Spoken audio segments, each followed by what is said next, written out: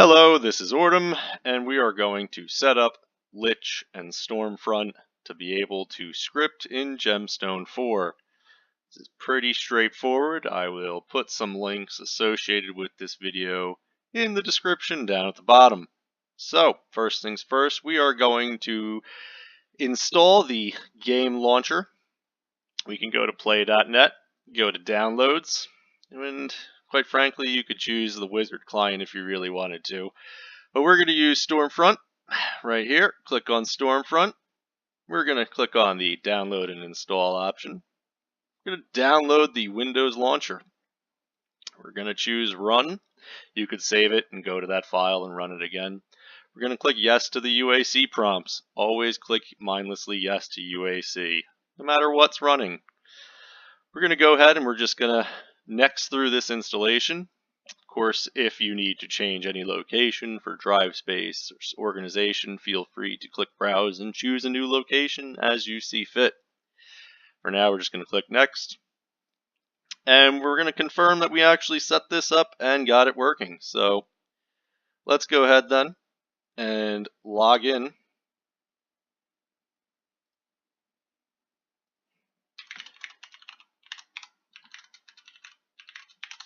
And make sure that our Stormfront opens up. Click on Stormfront, click your character, because I'm a mid-draw. And if all's right, we should get a .sal file. Click on open, agree to the prompt, wait for Stormfront to download. It is going to walk us through another install. Here we go. Same thing. Next, we're going to accept it. Change your location if you need to. Next, next, and finish. We will restart when we were all done, so just go ahead and click cancel for now.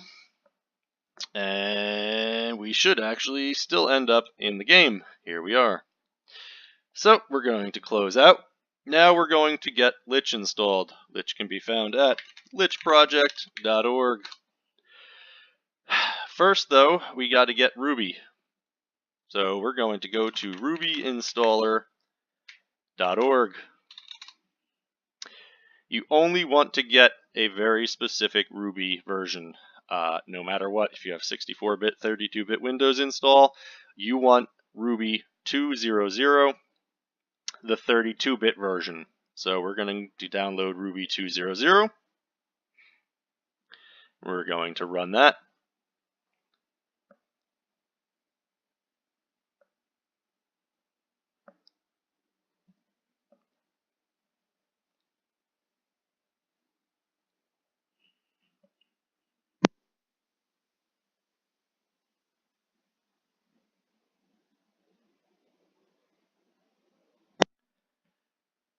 Your download and install speeds may vary, as the virtual machine I am using is fairly sluggish.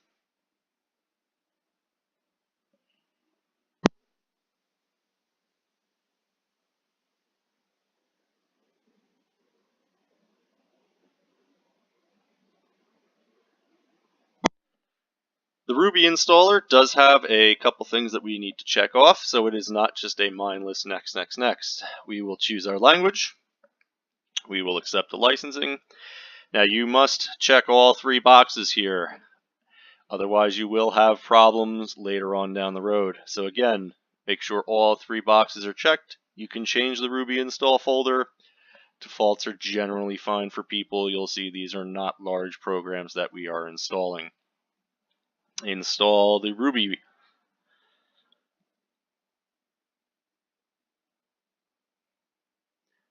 Finish that up. We can close out of here. Now we can go to the download section of lichproject.org.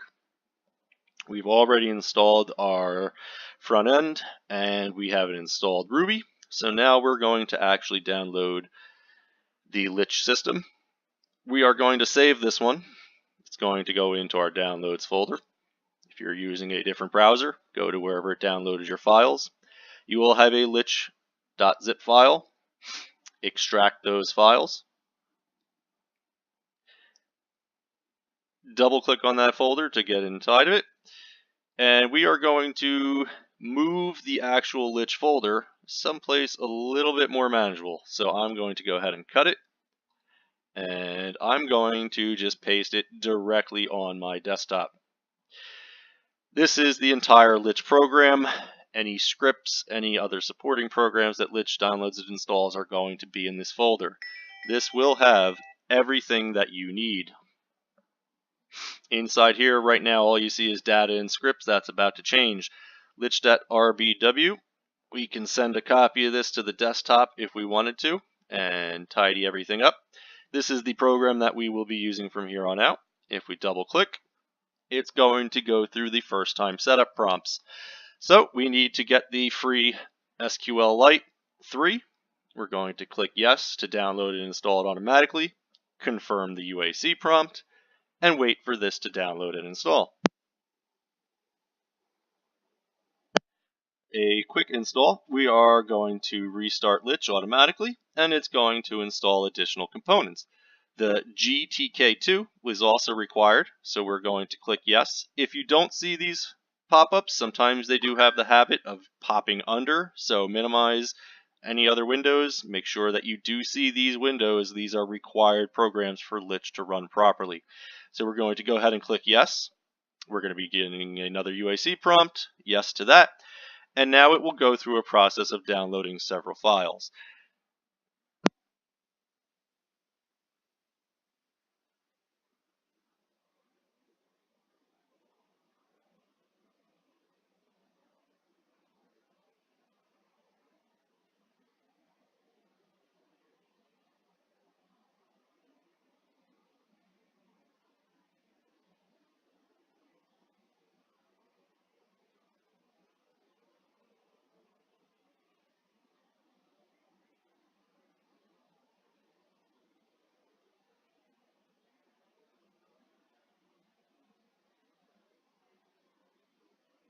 In testing so far, this error message about the specs for 8GZ file has not shown to be anything 100% important. Further testing could be needed. Basically what this is saying is that it can't connect due to an SSL certificate issue. If you end up needing that, you can identify it and download it separately later. So we're going to restart Ruby one more time. And if we check inside our folder, we'll now see that it has set up some other important folders containing the database files, the character managers, any scripts, and right now maps is going to be empty, but that's all going to change. So this is the Lich launcher. Inside here, you can go ahead and you can put in your account username and your account password. We are going to choose the radial button for our front end. In this case, it's Stormfront. We are going to save this information for quick entry later. And now we're going to connect to the Simutronics servers. It's going to find our character or characters if you have a premium account or several other characters on your account. We're going to highlight our character and we're going to click play. We're going to be prompted with the UAC. Choose yes. This time it's going to open much faster because everything's already installed, and you will immediately be hit with a spam of repository downloads. Right now we are downloading all the different maps, the pre-configured script files, and basically finalizing this Lich install. It's important to note that it takes, again, depending on your computer and your internet speed, a minute or two for all these files to be downloaded. I would give it a good 3 to 5 minutes total just for everything to settle. There's a lot of little stuff in the background that kicks in. Eventually you will be all done.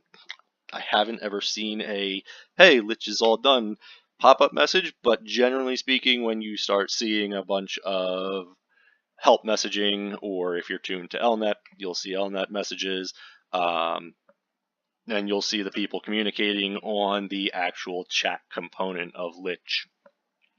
So the repository has exited. There is actually our message that I said doesn't exist. So we should now potentially be able to chat and use everything else.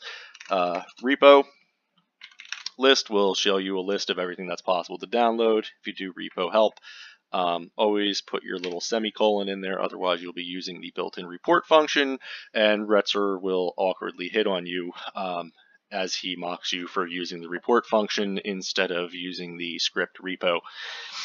From there, the world is your oyster. Hopefully it worked for you. If it didn't, too bad.